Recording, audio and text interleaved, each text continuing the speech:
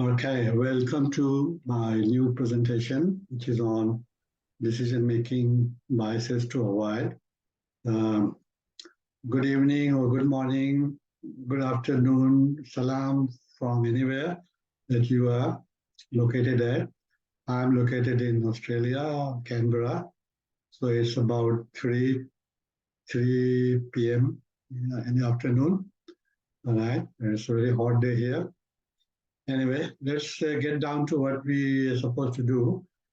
So we are going to discuss today this very important topic, which is the decision making and what kind of biases that we, experience or have when making many difficult decisions. So it's a very important topic because what we decide that determines our lot of future things. Sometimes we say that if you follow that 80-20 rule, so 20% of the decision that we take, in fact impacts 80% of what is going to happen to us in future. So it's very important, it's a very important topic to know more about decision making. Yeah, there are different models of decision making that people have presented. One model comes from economists, which talks about the rational decision-making process. The other one model comes from psychologists, who talks about bounded rationality or limited rationality. And of course, the third model is talking about the gut feeling that we take decisions without, going through the lengthy process of rationalization. We'll discuss some of these models later on, but let us get down to what the topic of our presentation today, which is biases in our decision making. So, as you know, we categorize decisions. We put it into two categories. One is called the routine decisions, which is also everyday minor decision. And the other one is the non-routine, which is novel, which is unique, which may be major or complex decisions. So for routine decisions, there is no issue because our past experience guides us about what to do every morning. When we get up, we know how to proceed every day, chores, and if you are a student, when to start to go to the university or school. If you are an employee, you know that you have to get ready and to go to the work at a certain time and then follow the standard procedure, right? In the organizational setup or in the educational setup, there are a lot of rules or SOPs that people follow in order to take decisions. There is no issue with that. But when it comes to non-routine decisions or novel decisions, which are also sometimes very major and crucial decisions, right? There is no past experience to sort of help, or there is no rules and procedure. You have to find out a good solution or take up a good decision. For example, if you want to buy a car or any other thing, if you want to buy a car, let's take that example. You are not very, very well known about the varieties and, the other, important issues before taking a good decision to buy a particular brand of car. So what we do is that we go on sources of information. We visit certain showrooms or maybe online and try to sort of figure out the best possible choice based upon several decision criteria, right? So finally, somebody makes a decision and to buy a particular brand of car and then comes back and is very happy. But sometimes these decisions turn out to be a poor decision, right? So why sometimes the decisions turn out to be a poor decision? We need to discuss some of those factors that create that kind of an issue. That decision is not a good decision, and then it affects, major part of our other things, in life. So it's very important that we should be very, very cautious. We should be very good in terms of avoiding many kinds of subconscious, unconscious, or conscious biases that we carry in making a choice, right? So before I proceed, let me ask a question, rather read out this for you. This is a question, and I'm sure those who are present may like to answer it in your at the end, or maybe now, maybe you can write it, yes, or maybe write it at your questions when you raise questions.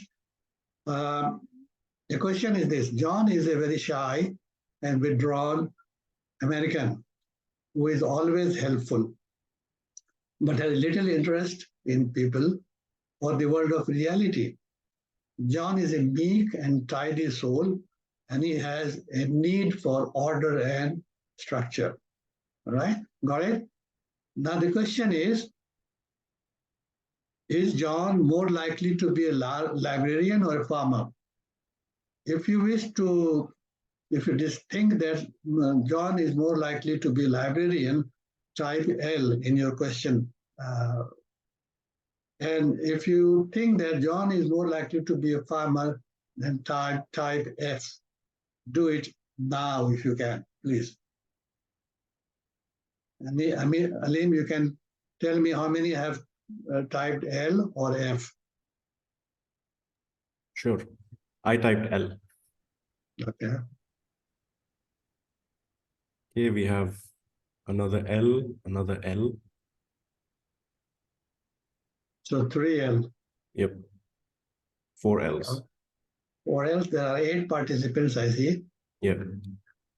Let other people also give the answer.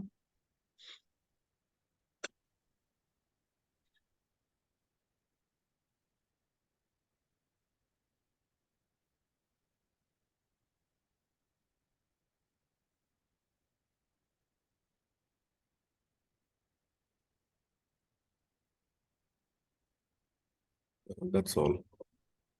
All right. Yep. All right, Lois. Okay. So I think all of them who have given the answer, they have typed that he is more likely to become a librarian, okay, based upon the information provided in this scenario. Okay. But what's the analysis of this case? The analysis is like this. There are substantially more male farmers, nearly 80%, than librarian in US. If you slow down, you might realize that the probability of John being a librarian is very low. Okay? Why everybody has gone for librarian and not for farmer, although 80% in the US become a farmer than a librarian. Why this happened? Why you thought that John is likely to be a librarian? The reason is we love to use limited information to form a quick judgment and then block out all conflicting information. All right? As soon as you got some information about John, that he is like this, he's like that, then you quickly, form a judgment or an impression that, oh, if he's meek and if he's this, if he's that, then he is likely to become a librarian. Because librarians are like that. But that's not always the case. In fact, in 80% of the case, the chances are that with John, because he's a male and he's in the US citizen, is in the US, it's more likely that he will be a farmer. Only 20% chances are that he would be a librarian. Yet, the first choice, the first decision that you all gave was that he is likely to become a librarian, which is not correct. Why this happens? Because of the limited information and quick judgment. You many times make quick judgment based upon limited information. And that creates the bias, that creates the problem. Okay. This is our natural tendency, in fact, to form beliefs based on limited information. Right? This is our natural tendency. We, as a human being, as soon as we get some impression, we start, making some judgment. So we need to get in the habit of asking ourselves, why might the opposite be true? That if we want to be a good decision maker, we need to get in the habit of asking ourselves, why might the opposite be true? Right? Which is very, very important. So why this is, we are saying, because this is based upon a very systematic, long-term empirical studies conducted on decision making by scholars. And one of the very prominent person who in fact got the Nobel Prize on this is, his name is Daniel Kahneman, right? Daniel Kahneman, and his book written, published some time ago, titled Thinking Fast and Slow, is very, very popular. It's a bestseller for many, many years, and still, in fact, his work, his research work led to the development of the discipline called behavioral economics. What Daniel is saying is that there are two types of thinking. One is called system one thinking, and the other one is called as system two thinking. So system one thinking is very, very automatic, requires less energy, and that's why, many times we go for it, It's automatic, we get few information, and then, we don't want to bother too much on that, and we take that kind of decision based upon system one thinking. However, there is another way of thinking, which is called as system two. So what is system two? It is effortful, it is very conscious and deliberate. So system two thinking requires, a lot of energy, in fact, Just let me give you this example that once, suppose you are walking in a park with one of your friends, and then your friend suddenly says, can you multiply 17 by 13? All right? If just give me an answer. How much would be 17 by 13?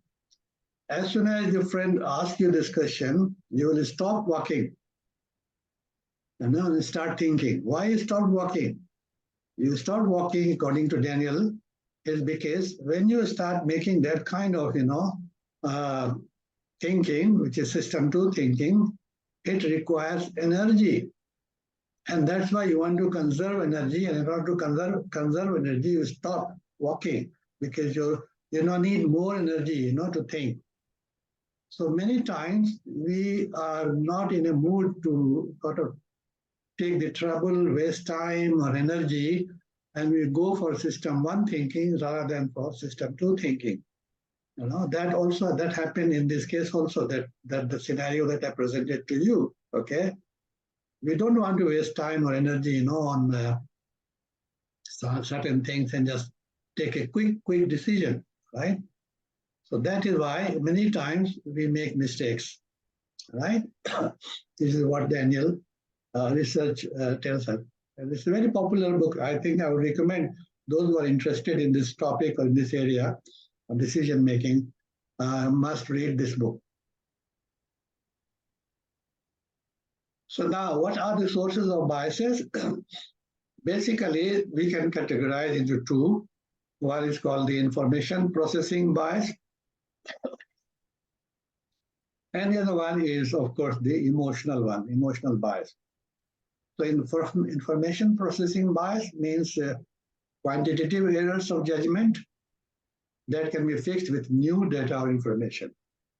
So information processing bias occurs when we do not collect enough information we do not get enough data, or make some kind of a decision based upon few information. All right. So that creates a kind of bias, because later on we repent of that sometimes. Just to give you an example, suppose you want to buy, let's say, a pen, right? You want to buy a pen, and you go to market, and you go to a few shops, and then you uh, evaluate a number of brands, or types and varieties, right? And then you make a choice, right? And you buy one particular pen based upon several decision criteria that you have in mind. It may be the price, it may be the color, it may be brand name, whatever.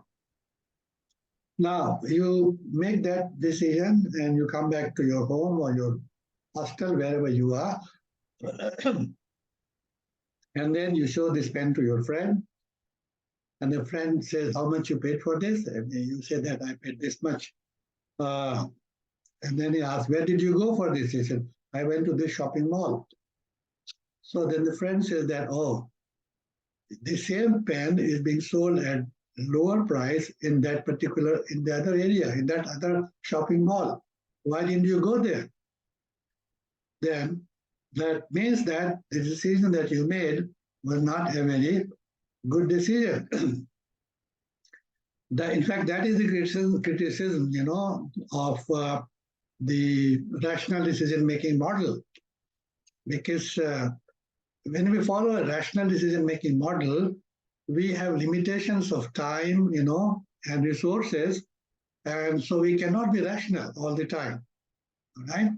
We cannot go on endlessly from one shopping mall to another one, to another one, to another one, finally exhausting all the alternatives and then making a choice. That's not possible. But that's how, the economists have suggested, and they say that the best decision-making model is maximization of profit. In fact, the problem with this economist model is that they don't understand the human mind. They understand more of material or the money part, and that's why they suggest that the best decision-making model is the rational. But rational decision-making is not possible because of its limitations.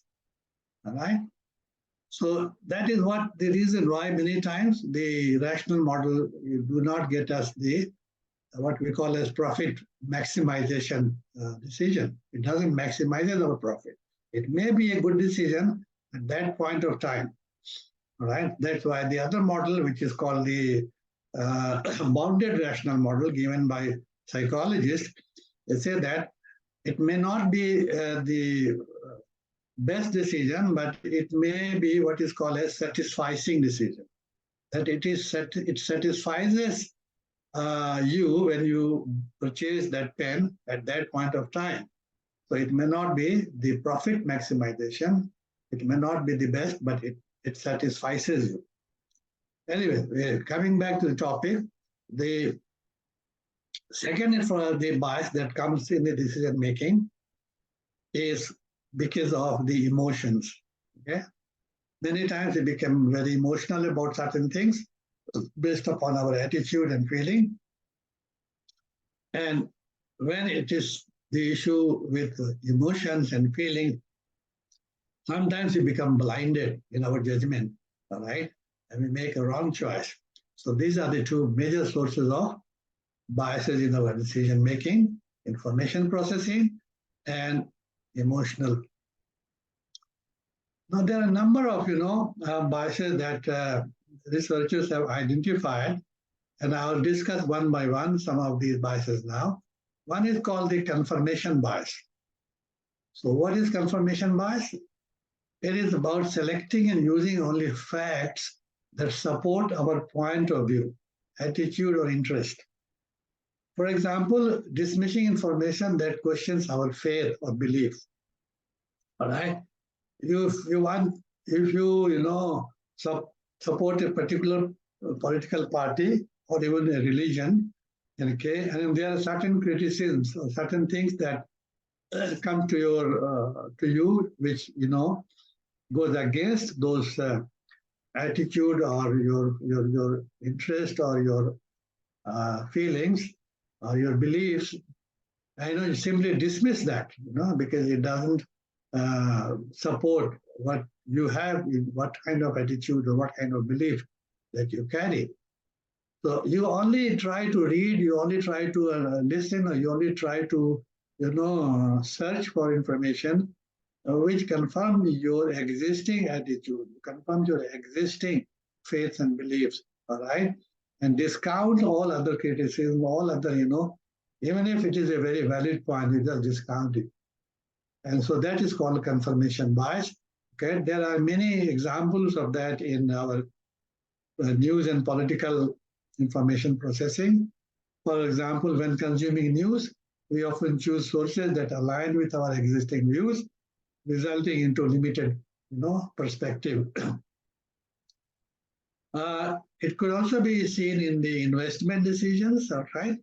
That is ignoring contradictory data that and not considering the full picture. If you are going for certain investments, and then you are very in favor of certain choices, all right, and you simply ignore some of the other, red signals, and you go for that decision, and you don't even bother, to consider the full picture, and that leads to again a poor decision. Even in the medical diagnosis, many times doctors may face the same issue, not seeking diverse opinions and considering alternative diagnosis. Even for a patient, this may happen that you go to a doctor and the doctor prescribes certain treatment line, which may not be a very good treatment line. So many times, many people go for a second opinion with another doctor in order to get a diverse diagnosis or diverse opinion in order to confirm. But if you do not do that, or if a doctor do not do that, he simply follows a particular line of thinking because this is what is his specialization, all right? So he will always look into the element from his own specialist point of view. And that creates bias, which is called confirmation bias.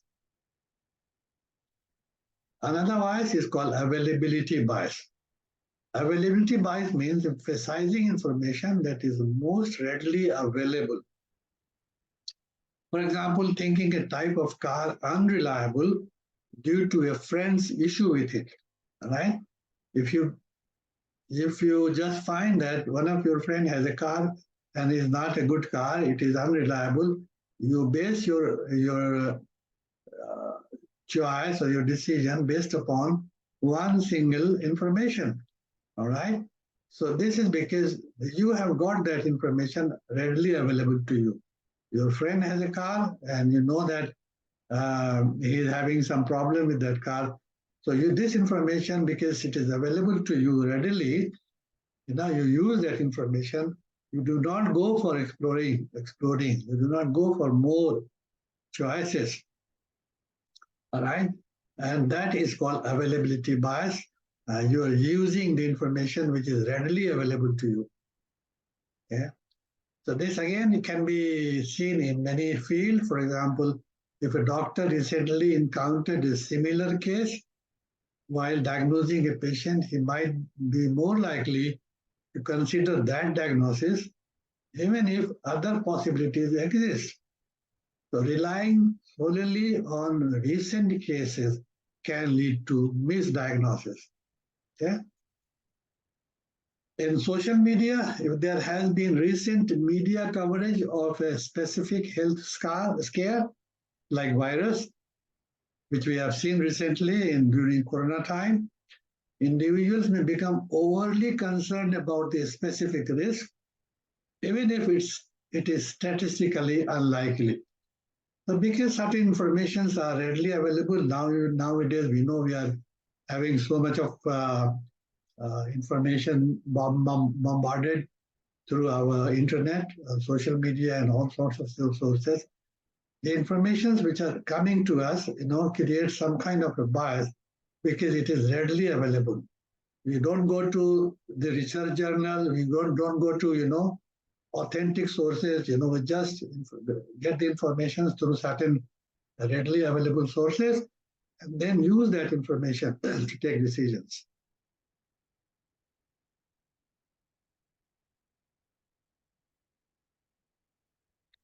Another bias is called anchoring bias. So what is anchoring bias? It is overly influenced by the first few information. For example, first seeing an expensive jacket makes others seem cheaper. The anchoring bias is that we try to compare, information when we go for certain choices, we go for certain, making a certain decision. So the first thing that you see becomes an anchor point, and then you try to sort of process your information, subsequent informations based upon the first information that you have. So if you go to buy, for example, a jacket, and the salesman shows you a very expensive jacket, then he also shows you some other varieties which are less expensive or not at all expensive. You think that, because to start comparing, that first choice with other offers that the salesperson has made to you. And you think that the other varieties that the salesperson has given to you is cheaper. Though it is not cheaper, you just try to compare it with the first one, which becomes your anchor point. All right.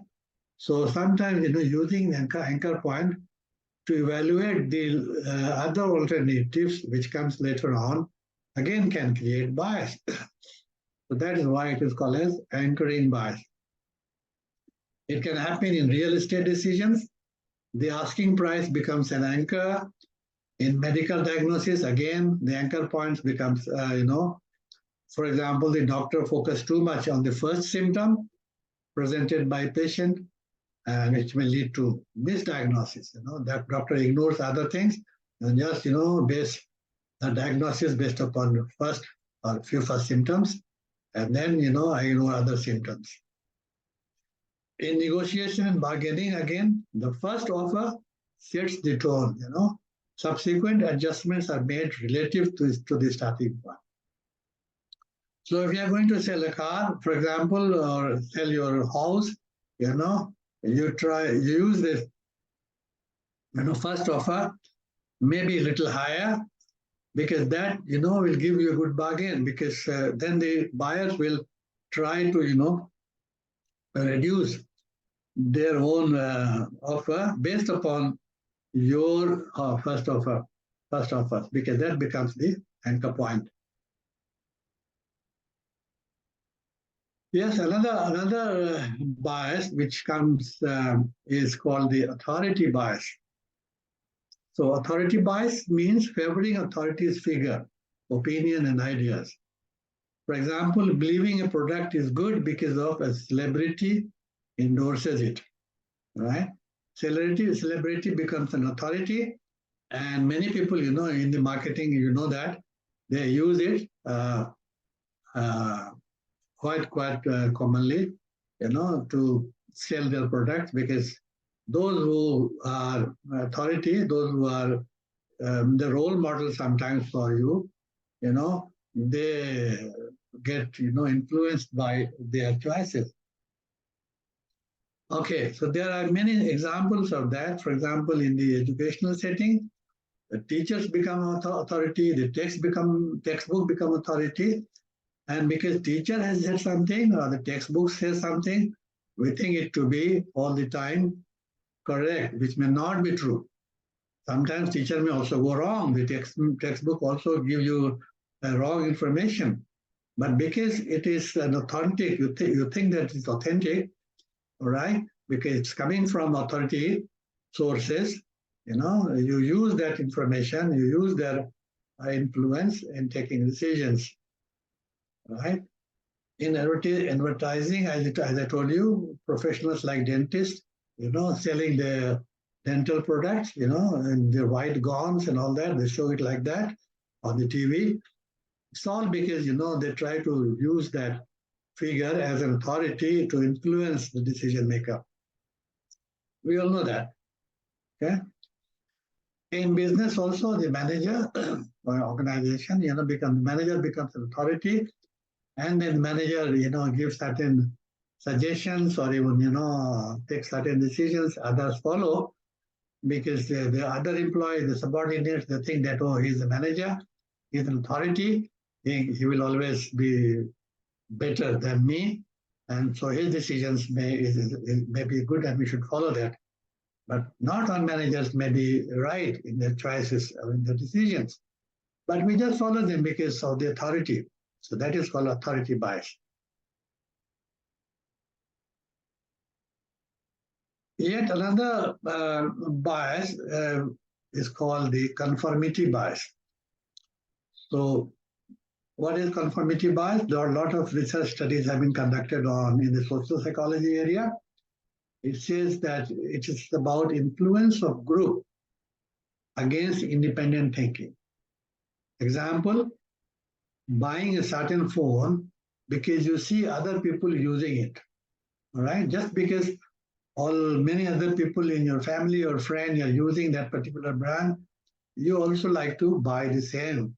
Why? Because this is called as social pressure or conformity pressure. All right, and many times our beliefs, our values are formed from this process. It's called conformity process. Okay, there are certain norms in the community or in the family, and as a child, as a young person, you see every people talking like that, behaving like that, even dressing like that, and then so you also follow them and you start liking them. This is how the values are developed.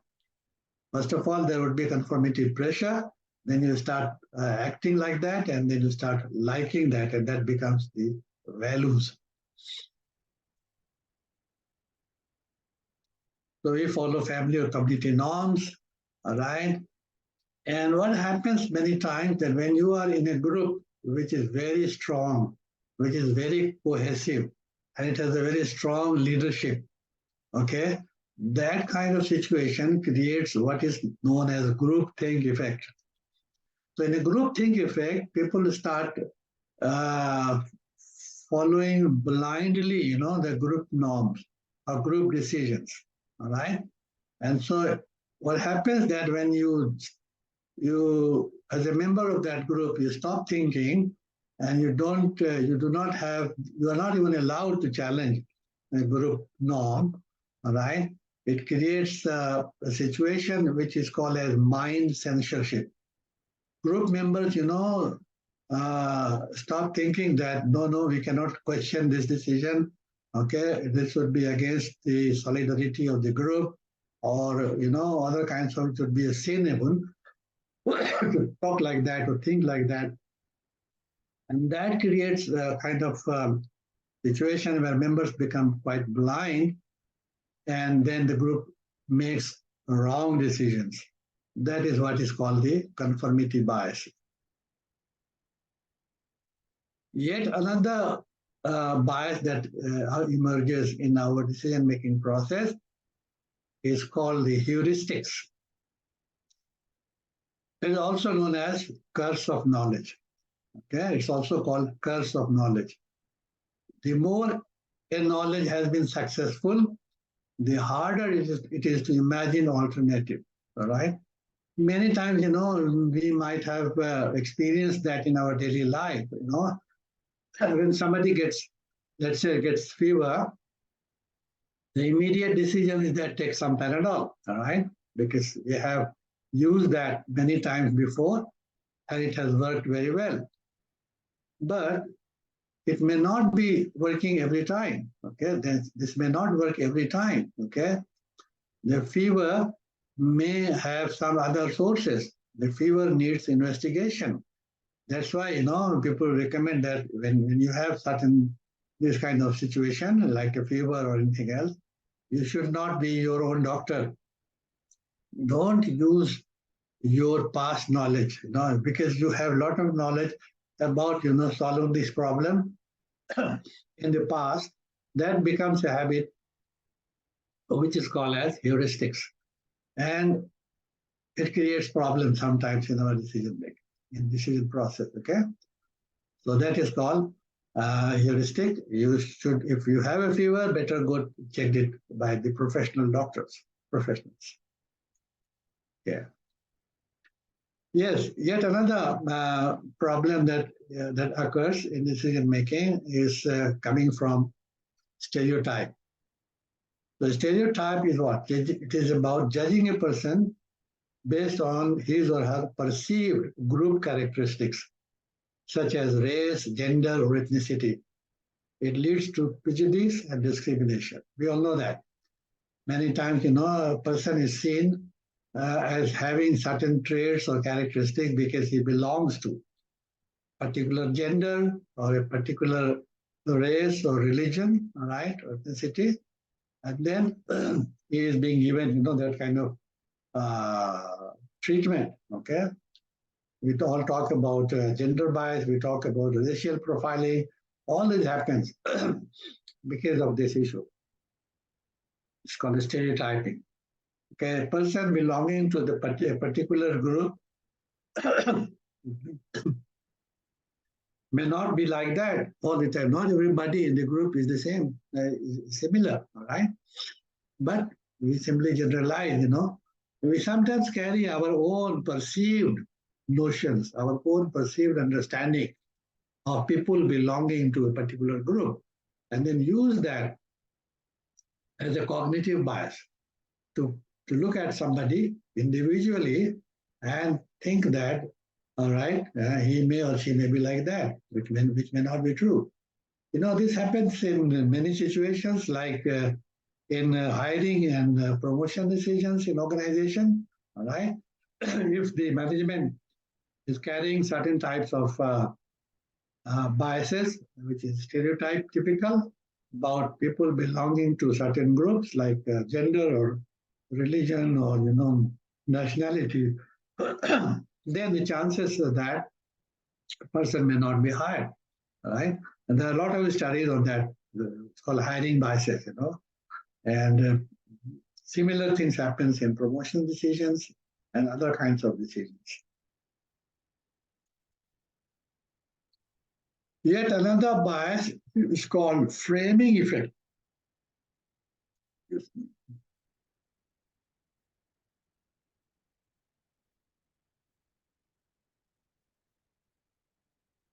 So framing effect suggests that our decision is influenced by how the information is presented rather than what is presented. Okay? How it becomes more important than what is presented. Look at this figure, two figures.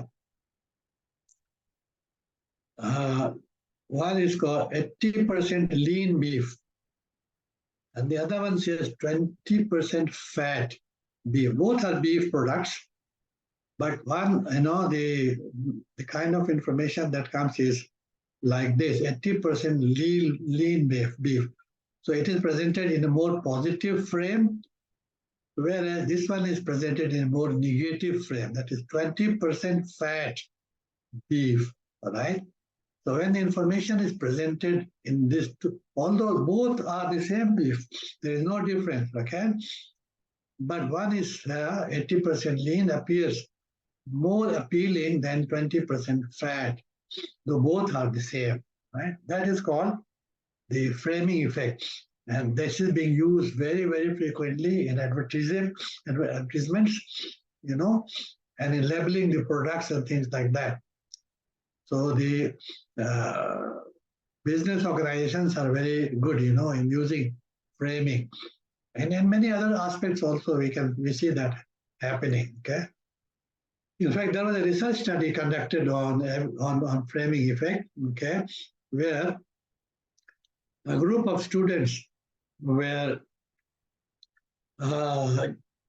given this information in two different ways. One group of students, they received information like this: 100 patients took the medicine and 70 patients got better. They said that there is a medicine in which 100% took that and 70% got better. All right. Would you evaluate this drug positively or negatively? All right. Similarly, another group of students were given this information this way. 100 patients took the medicine and 30 patients did not get better. All right. So again, the students were asked to evaluate the effectiveness of the drug. In the first situation, when the information was positively framed, okay, more students give positive evaluation, right?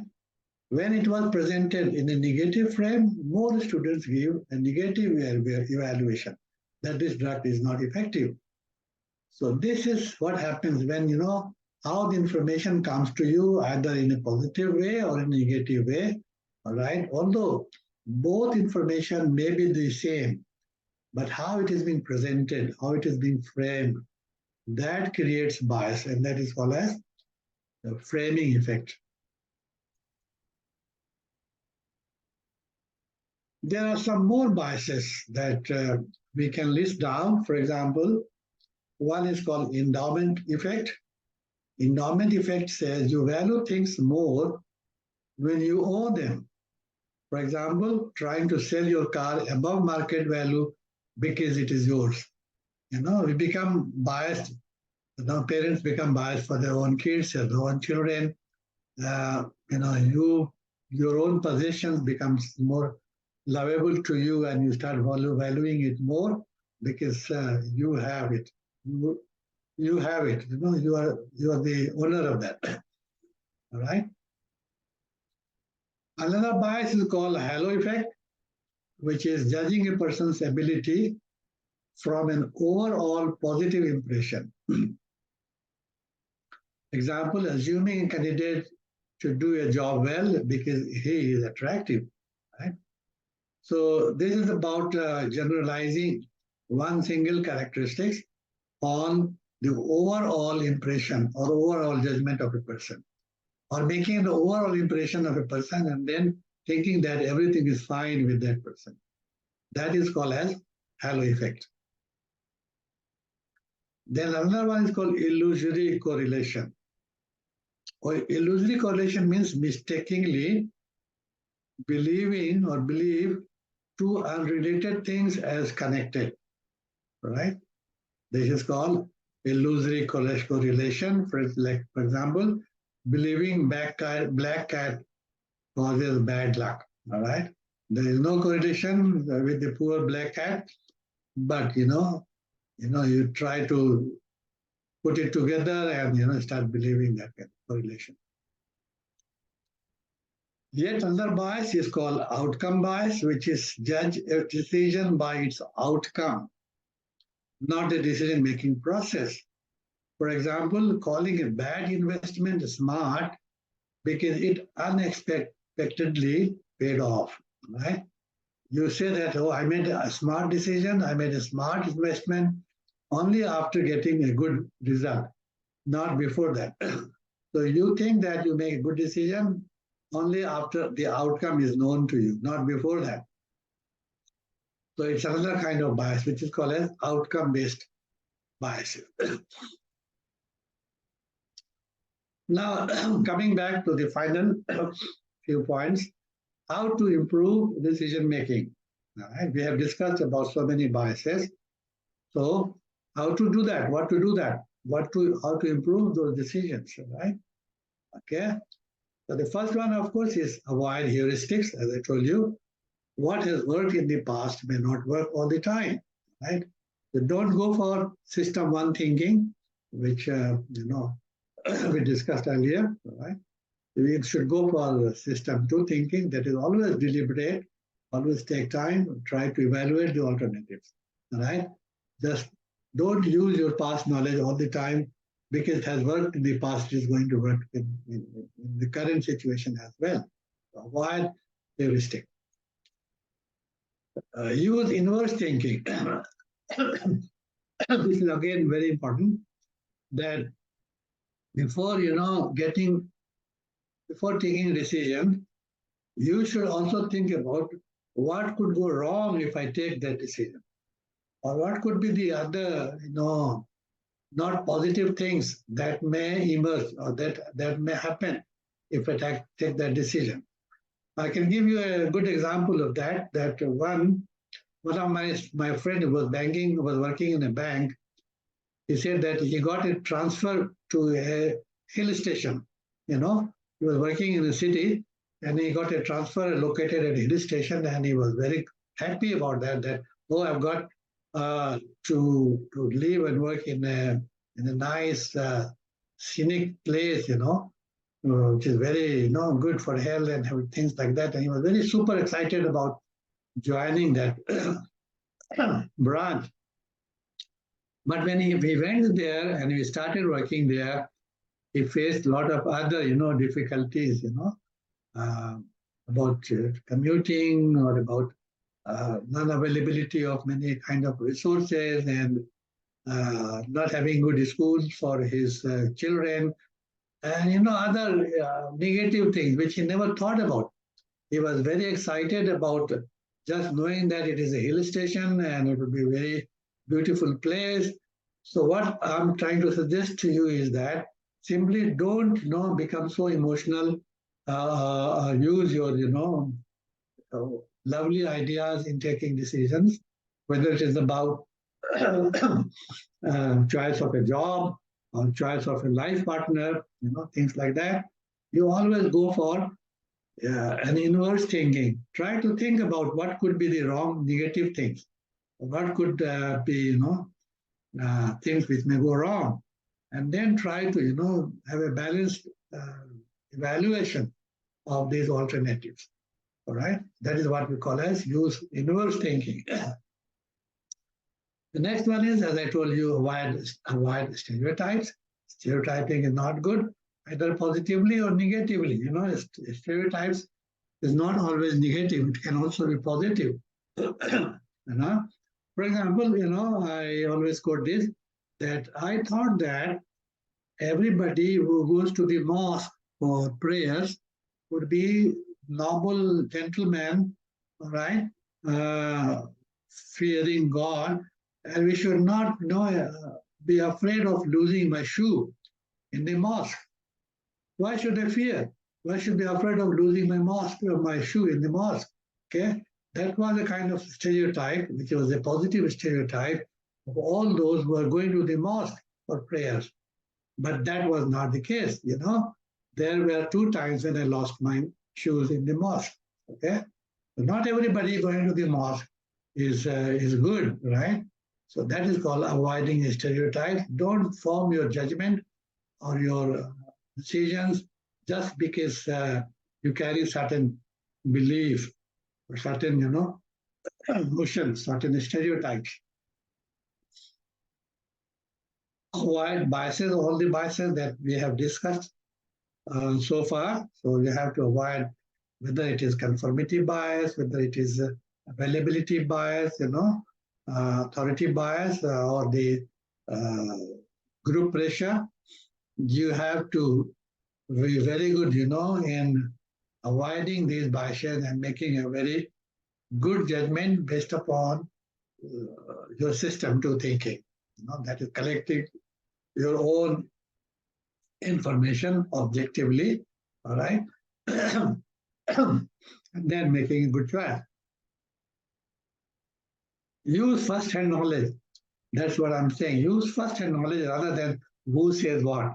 You should go to the original source, although it may not be easy all the time, but at least when you're making some very crucial decisions, use first-hand knowledge, okay, or acquire knowledge. For example, if you got a job in certain company and you read their, website and other information, they all present very nice, they talk very nice things about the company, and so you get very excited about joining the company.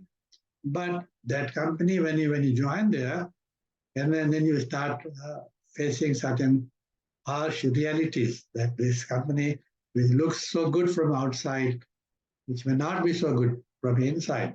All right. So what I'm suggesting is that try to collect some more information. Maybe if you get the opportunity to talk to somebody who is working there, or at least try to visit that company in some other way and try to see the situation. And if it is possible, if you get some first-hand knowledge yourself, then possibly you can be making a very good choice, right? Rather than repenting on your decisions later on. And finally, avoid gut feeling, all right? Many times we use our, gut feeling, think that no, because I know it very well, I have used this, I have experience, in using this methodology or this solution and the past that is going to work, all right?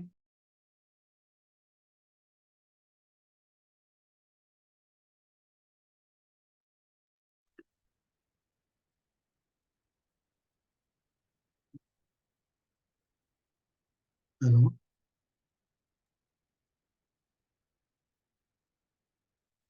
Are you listening to me? Hello? Yes, we can hear you now. All right, so now this is another one which is called gut feeling. That many times you use it, immediately, we take decisions immediately without going through the entire, process of evaluation of decision making. And it can be a very good method of taking decisions, but only with those who have very specialized, knowledge on that issue, right?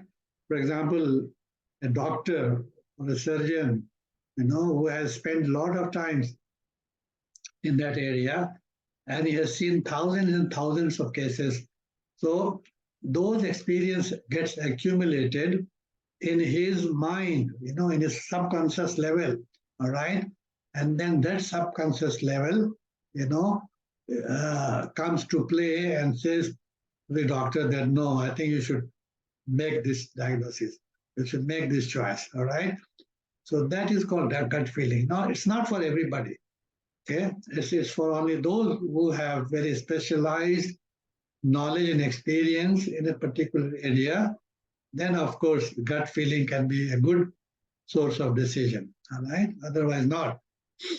So all in all, these are some of the, maybe. So the last one is develop analytical and critical thinking skills, all right? Many people don't have, but you need to develop the analytical and critical thinking skills, how to see the situation from different perspectives, not only from one perspective, but from many different perspectives, okay? And try to analyze the situation before taking a decision. In case it is a very important decision of your life or in the organization where you're working, all right? So try to develop that kind of analytical skills. All right, so I think that's all that I can share with you today on this topic, and hope it was useful to you. All right, thank you very much. Definitely, Dr. Arif, thank you for that session. I think when we visit shops these days, we often see products that are priced at something .99 instead of an absolute number. Like instead of $10, a product you see is probably priced at 9.9. So it's like a psychological pricing. I think that's something we all have come across, and is an example of anchoring bias. That's a way of framing also, you try to frame it that, oh, it's not $100, it is $99.99, $99.95. All right, you try to frame it that way. Look to be a bit, cheaper. And people, they've made careers out of exploiting these biases because, much of what you said today, we come across these biases without even realizing it. Exactly. Exactly. So yeah, it was a really good session. Definitely looking forward to your next session. Thank you. Yeah. We've had some users join us after the session started, so we'll be uploading the recording of this session on our YouTube channel. So please follow us on YouTube. And for those of you who'd like a certificate for today's session, please also visit the link that has been shared to you via the chat. We've also shared the link to our YouTube website. Of course, Dr. Arif, if you have any notes and this slide, if you can share it with us, we'll be uploading it to our Netversity platform so other students can refer back to this slide after the recording. So, sure, I can send you the slides. All right. Perfect. Okay, thank you, Dr. Arif, and thank you, everyone, for joining. See you in the next session, inshallah. Assalamu alaikum. Thank you. Likewise. Salam.